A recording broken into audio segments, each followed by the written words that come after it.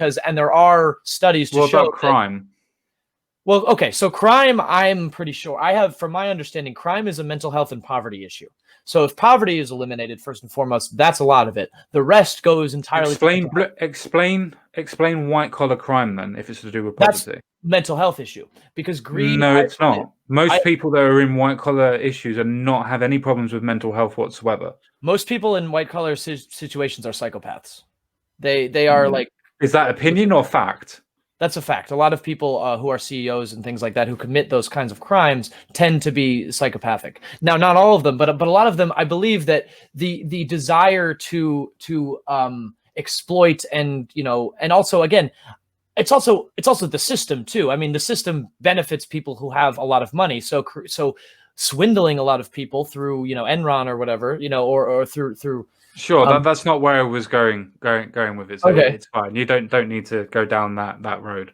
But what I was trying to say was that if you limit things down to poverty and mental health issues, then you still have other, let's say, needs or wants that are not perpetrated because of poverty or mental issues. You can't claim that everybody. Well, for instance, somebody that is a white-collar person that decides that they're going to rape somebody isn't doing it because they're poverty-stricken, and 9 times out of 10 isn't doing it because they want to have any mental issues or have mental issues. Are you sure that the desire to take advantage of somebody like that is not indicative of some perhaps mental issues of some kind? Perhaps not in a full-blown disorder, but sure. But if you do it as one aspect, then you have to include the other aspect. That now means that anybody that's not mentally challenged or mental issues that is now poor, you're now saying is doing it just because they're poor. So be careful in what way that double-edged sword goes. I don't see how. I mean, poverty begets mental health issues. I mean, the stress of poverty. Yes, it does. If you're poor and you can't receive mental help, you're also stressed about your bills and where you're going to get, where your food's coming from, whether or not you're going to stay in your house all the time. All that stress. Have you done any study with mental health? I've experienced mental health issues myself, but I've also done some research. I mean, do you have counter examples? For instance, I used to do a lot of counseling. I studied to be a counselor. Oh, cool. And most of the things that we have with people that have mental health issues or mental health conditions normally stem from traumatic experiences that have happened in the past. Or may I ask a question? I'm sorry to interrupt. Would you consider a stretch of poverty would that not be considered traumatic? No, otherwise every single homeless person that is ever homeless would have mental health problems, and they don't. There is a high portion. Yeah, but there's a high portion of it because they had mental health issues before they were homeless. Is trauma not just an intense, incredible amount of stress, whether it become from a physical thing or from a mental thing? I mean, being abused both physically and mentally could cause stress, and that causes trauma. I think that poverty causes trauma in the same way that living in active addiction might cause trauma. It's not the first thing that comes to mind when you think of trauma, but it is a real thing. I'm not saying it's not a real thing by any stretch of the imagination. My point is on this issue is that if you classify everything under a singular umbrella, as in it being a case of mental health or poverty is the only cause of criminality, is just woefully inept. It doesn't cover hardly anything of it whatsoever. They are portions, and you could argue that they are high portions. Trust me, I have done my research in it as well, my friend. I'm not just coming from a point of opinion. Where do you think crime comes from? I think crime comes from a point of need and greed, as well as it becoming from, as what you said, poverty, which obviously comes from need as well. I'm not saying that poverty doesn't produce criminals. I think we agree much more than you might think. I think greed is a mental health problem. Now, I don't think that perhaps it is a disorder in the sense that maybe we might consider schizophrenia a disorder, but I think that the desire to accumulate wealth far beyond what you need at other people's expenses is indicative of internal mental processes that show perhaps antisocial behavior. and maybe considered to be a sort of mental health problem that perhaps one might want to deal with. Why is it that you feel the need to constantly keep accumulating things at other people's expense? Why does having so much more than you need specifically at other people's expense make you feel good? Why do you need... Is it specifically at other people's expense? Say, for instance, I don't know, you want to keep on buying stuff off me, and I keep on selling you the stuff. Is that me taking the need off of you, or you with the need off of me? Well, I mean, it could be both, honestly. It could be, why do I feel the need to keep accumulating and becoming a hoarder? And why do you feel the need that, why are you okay with potentially allowing me to ruin my life? I mean, you could be like, I'm not doing it. I'm just allowing you to do it. I'm enabling you, but I'm not by collecting stuff that you want. I mean, well, we have to be more specific with the example, because what about drug dealers? I mean, I gathered that that's where you were going, but I wasn't going with that. I was talking about shop owners, but you can go down drugs if you want. That's why I use the term of hoarding. I mean, if somebody keeps, I mean, if you're a shop owner who has a goddamn, I don't know, an antique shop, and this person comes in and is like addicted to antiques, then like, I mean, drugs and alcohol are a better example for that case.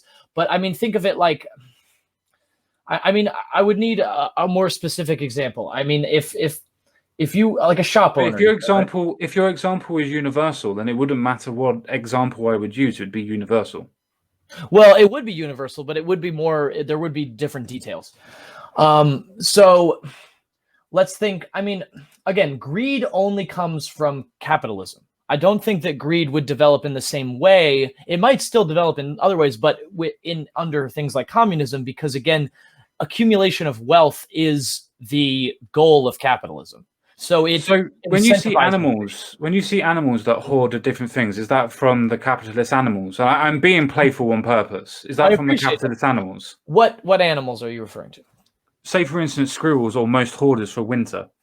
Okay. Say, for instance, bears that will fight over salmon so that they can build themselves back up again. Literally will fight and kill each other for it. Is that to do with capitalism, or is that to do with their nature? I mean, it seems more like a survival thing. I don't see how that could be considered greed. Because, I mean, are they... You're literally fighting somebody else for what they have or what they've already caught. What's more greed than that? Greed would be like, I have enough, but I never have enough. No matter how, the greed would be if the squirrel has enough nuts for winter, and then they're invading other squirrels' things for more nuts. They do that. Okay.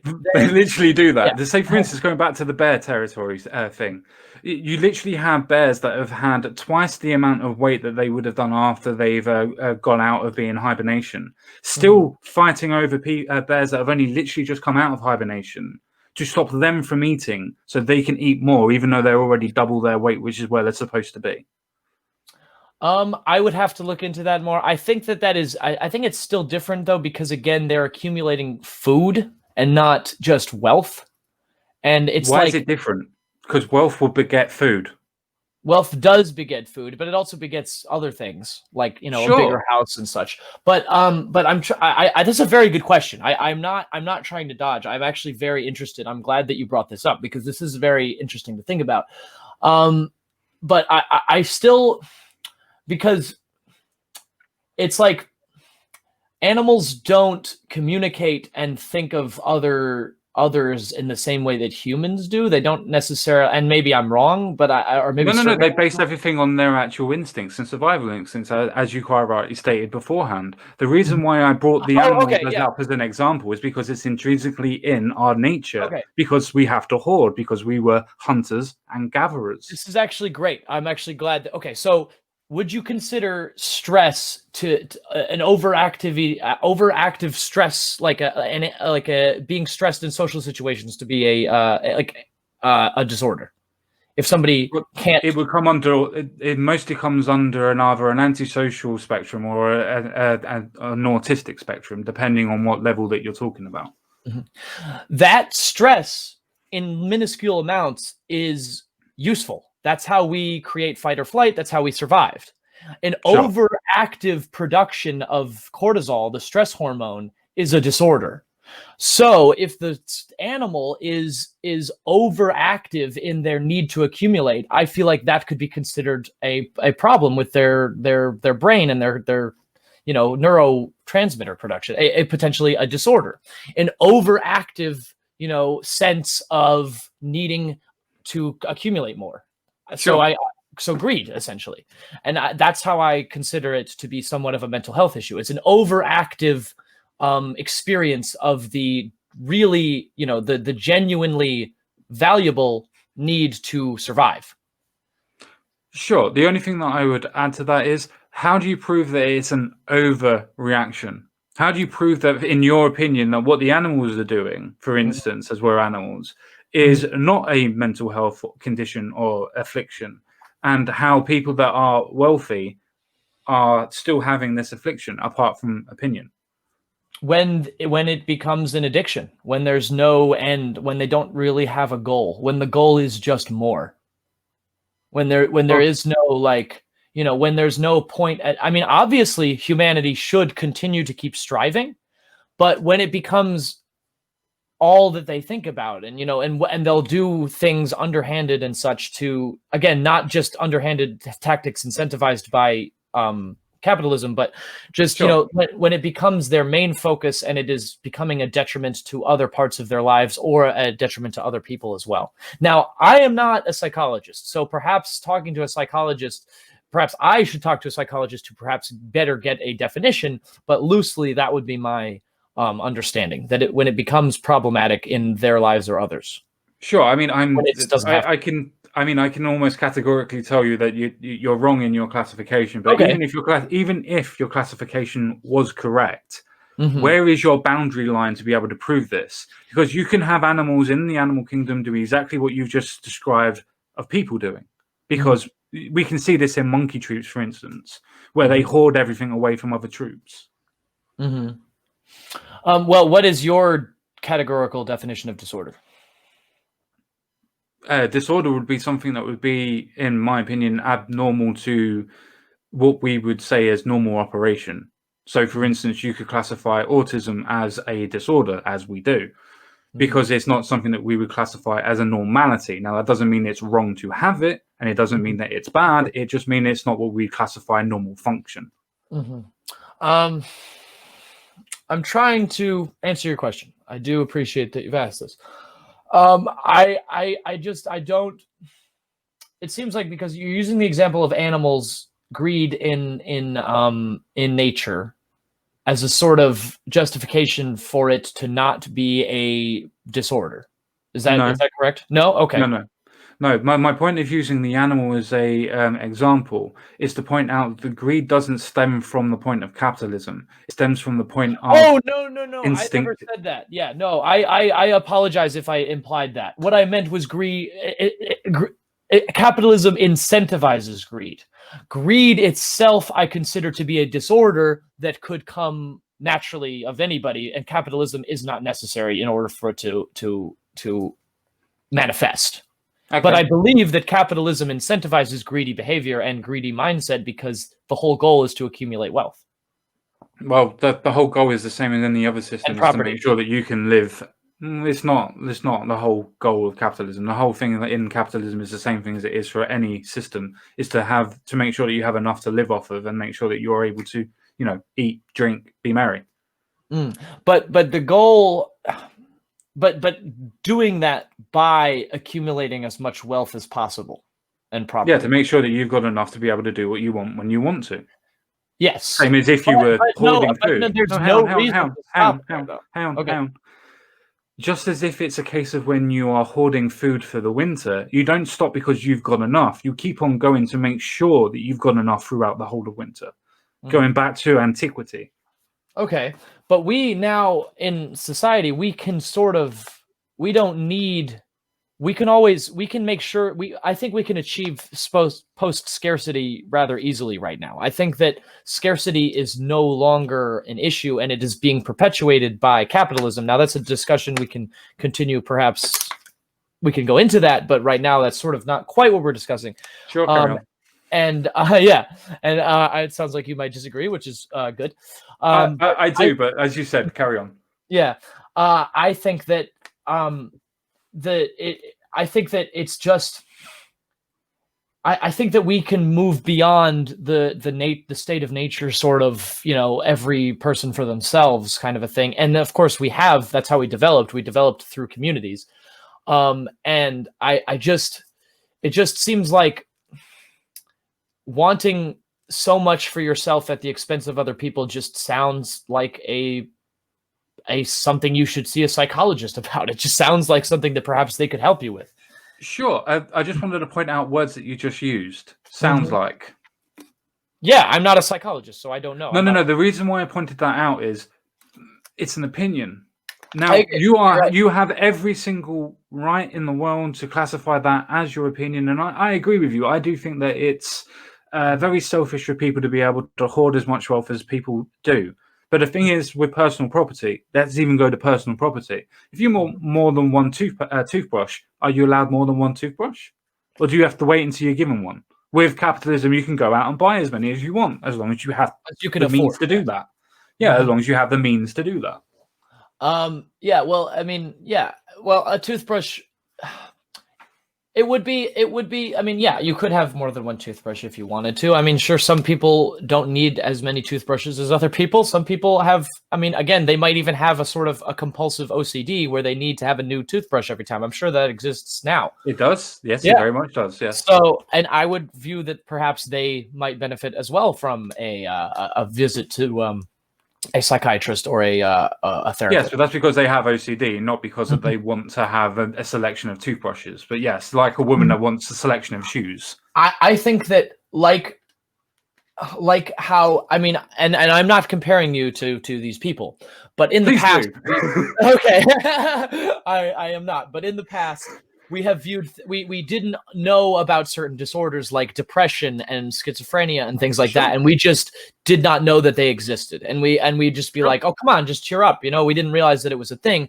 I personally, in my opinion, view greed and things like that in a similar way, that we just, because our economic system incentivizes it, we haven't really looked too deep into it. And so I think that if we were to look more into it and perhaps make a more, less accumulation focused economic system that is more focused on standard of living for all rather than accumulating for your own personal gain, I think that we would find there would be a lot to be discovered there. Now, again, that's my opinion. I will totally agree, and I could be wrong. Sure. But, I mean, the only thing that I would quickly add to that before moving forward is that you're entitled to your opinion, and I think that towards the end of it, I kind of agree with certain aspects that you said. But if you're going to go to the point of, well, this is what I believe, you need to explain and expand why you believe it is what you say it is. Because just saying, well, I think it's greed is because they just hoard everything doesn't make it a disorder. You need to now prove why it's a disorder. Well, because at least in the formation of this argument. And you're absolutely right. I agree. And I believe it is a disorder because it can negatively impact their life, and it can negatively impact the lives of others unnecessarily. And I think that they could. But anything could. That's true, which is why disorders are natural processes that are going too much. Sure, but it means it's an abnormality. It normally means it's an abnormality or something that operates outside of normal. Now, if you have people in every single continent and a selection of people in every single continent that reach different levels of income wealth, then that doesn't prove that it's an abnormality, because it means it's capable and copable in each and every society. I think achieving wealth does not necessarily mean that you are greedy either. I think that capitalism incentivizes greedy behavior because those people accumulate wealth at a sort of as their primary directive. But I don't think that it is required in order to become wealthy to be greedy. I mean, look at the Flappy Bird guy from a couple of years ago when he just developed a game and it just blew up for no reason and for just randomly, and then he became rich and he didn't even like it necessarily because it gave him too much attention and it happened too fast. So it isn't required, but it is certainly helpful if you're trying, if the goal is to accumulate wealth and property, to be greedy. And I think that having a system that incentivizes greed and plays on people's sort of bad tendencies in other directions as well, potentially, we should move past that. Sure. I mean, I can draw on to any point. If you're going to concede to me that humanity in itself has a condition in which greed is a part of a mental condition or a mental disorder, so to speak, then it doesn't matter what system of any form of governance or economic system you put in front of me, you will find people that are going to abuse that system some way or shape or form, which means that's not the system's fault, then that's the people operating within its system. Yeah, and which is why mental health care should be a very important and fundamental part of any system, because people should be learning to deal with these things. First of all, it should be known and acceptable, and there's nothing wrong with having a selfish disorder. I mean, typically that might happen because you were perhaps, now this is not everybody, but you can either get it from having too much as a child or from having too little. You could develop it because you have this sort of traumatic memory of not having enough to eat, and so you constantly have to do that. Now, I'm not, again, it could no. The reason why I oohed, the reason why I oohed wasn't because of that. It's because it kind of negates the argument that you're making against capitalism at that point. If you're saying that it doesn't matter if you have a lot or if you have a little, then you're saying intrinsically that it comes down to human nature. Then even with a system that incentivizes you to grab more and stay where you are, or a system that would, in essence, in utopian theory, give you everything that you need, they would still want more because it's human nature. Yeah. Now, and I actually disagree with what you just said, because so can depression, so can schizophrenia, so can social anxiety. All those things, it doesn't matter. I mean, it develops across all continents, across all things. Now, of course, these things, yeah, but it seems that these sort of mental health issues develop more under capitalism, especially nowadays, because of just the way it is. Now, that may or not be. I disagree. I disagree with that. The reason why I disagree is because mental health is now becoming to the forefront of almost every other society. And that doesn't matter if it's to do with capitalism or if it's to do with a good form of government or whatever. The fact is that because society as a norm is now pushing forward with mental health, more and more people are being diagnosed with it. It's like if you are testing 1,000 for a specific disease, for instance, and then you go up to 100,000 for testing, you're going to expect your testing results to at least go up by 50%, maybe even 100%. It's always going to get more the more that you test for it. And this goes for the same thing. So I don't believe that what you just said is correct. I think it's just being put forward more as a forefront. So I don't think capitalism produces more mental health. Let me use a different example of a different non-standard sort of view of mental health disorder, and which is addiction. And another one incentivized by capitalism. So let's imagine that you are working, that could be incentivized by capitalism, but isn't necessarily, maybe, let's say, which is perhaps, somebody who is addicted to meth, because they work in a factory and they work long hours. And when they do meth, they are up, they do better, they do a lot of things. So perhaps they were already prone to addiction tendencies because of their, mental body, or they found it through capitalism because they found that it was mutually beneficial. I believe greed is the same way. You could be born with whatever develops greed, or you could develop it because of the system that we are in, because of the need. Because of accumulating wealth. Okay, so do you believe that people that are alcoholics or drug addicts, do you believe that they become addicted? Or do you think that they already have an addictive personality or have a form of a disposition to be addicted already? I believe both. I think that there are people with addictive personalities. I actually have experience with addiction myself. I was an opioid addict, and I still am technically, but I'm clean. Been clean for months now, and I have no problem drinking and putting it down. I could do cocaine and put it down. I could do any other substance. Heroin just got me for whatever reason, which is why I think that I don't have an addictive personality. I can put anything down, but for some reason that one just got me. So I think that addiction can develop as per an addictive personality or per circumstances of somebody's life that leads them to a substance that just binds with their which just gives them a feeling that they could not get otherwise, and it becomes out of control for them. Sure. I mean, I've never gone to the extent of what you just said, but I used to smoke a lot of cigarettes, so nicotine, and I have my own opioids as well. You would expect me to probably be more addicted to the morphine sulfate, but in actual fact, I was, because I no longer smoke. I haven't smoked for 7 years, but I was more addicted to the nicotine than I was ever going to be, or as I have been, to the morphine sulfate, simply because I wanted the nicotine more. I allowed myself to have the nicotine. I purposely don't have as much as I should do with morphine because I know I can be addicted to it. And I think that with humanity in itself, you have a essence of willpower or self-determination of deciding whether or not you're going to not necessarily allow yourself to be addicted, but you can stop if you want to. It's a case of, do you want to?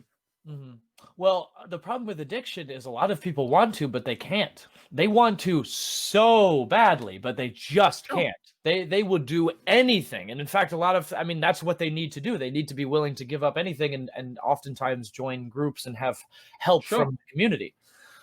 So I think that I see that an addiction is something that could develop naturally or based on your circumstances and could possibly be incentivized or pushed through the society that we live in. And I think capitalism can do that with both addiction and greed. I think greed is a similar thing where some people are prone to it, some people could be pushed into it, and some people are just, for whatever reason, seem to be immune to it.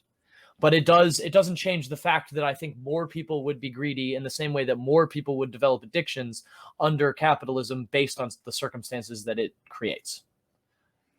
Whereas I would ask you why. Because capitalism is the private ownership of property, and which can be used for accumulating wealth. Success in capitalism is determined by one's bank account. If you have enough money, usually success, because of our huge economic disparity, is mostly just enough to survive and be happy, whatever happy is. But from an economic sense, success is making as much money as physically possible. But again, not everyone agrees with that, but that is the framework that we live within. And no, that's not the framework. No, I'm sorry. I agree with everything that you said up to exactly that point. That's not the framework. Because if the framework was to incentivize people to make as much money as you possibly can, then everybody would want that, or at least the majority of people would want that. And in fact, as you quite rightly said, most people are happy to live within their means. So that wouldn't be the framework. A lot of people are happy to, but I don't. I disagree. I think a lot of people dream for wealth simply because it is the goal. Because it is possible, even if it's unlikely. It's certainly possible for anybody to become it, but not everybody to become wealthy. But sure, let me throw in a different aspect then. Let's take wealth and systems out of it, for instance.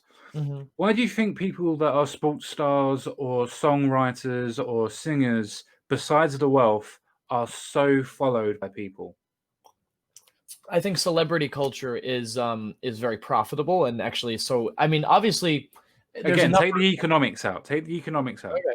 But you're asking why it is so popular. What if it? But my answer includes economics. But it includes, but it doesn't mean that it's so. Anyway, carry on. Okay. Yeah. No. Okay. I will take that. So, well, first, I do want to say that celebrity culture is profitable because people will buy products with their name on it. If a what's the word? Parasocial streamer or something like that has merchandise and stuff like that. It makes a lot of money for YouTube and Twitch, and it also makes money for them and whoever, if they have a manager or anything like that. Sure. Now, moving that aside, it also, because we glamorize, oftentimes those celebrities, musicians and things are wealthy and successful and have access to, tend to be women and men and just everybody, they are adored by other people. So we adore them. It's also just because they have something that we don't, which is, I guess, where I'm going. Yeah. Which is sort of, but I think that could be remedied again with the removal of capitalist private property, because again, you would follow the person because you like their personality, not just because they're promoted or anything like that. I could say more, but it sounds like you want to say something.